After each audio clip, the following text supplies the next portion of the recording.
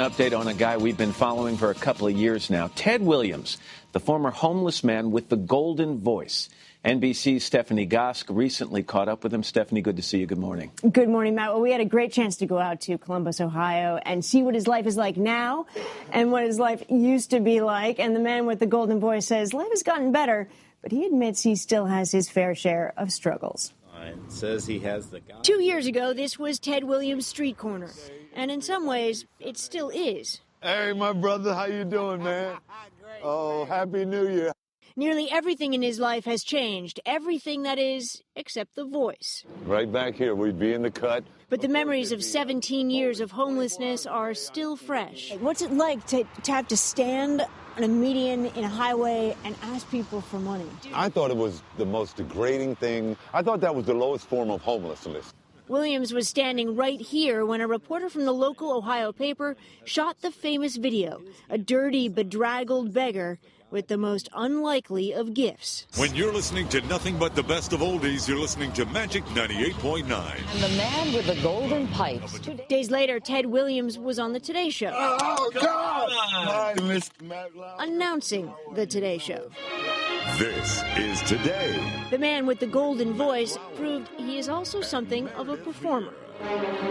Live from Studio 1A in Rockefeller Plaza. You don't just get it, Ted. You nail it. I mean, you completely nail it. I loved it. Like, how did you get that so good in that one moment? I had been practicing. Here we go. It didn't go unnoticed. Williams now has a contract with Kraft Macaroni and Cheese, doing voiceovers. And they're made just for nights like this. You know you love it.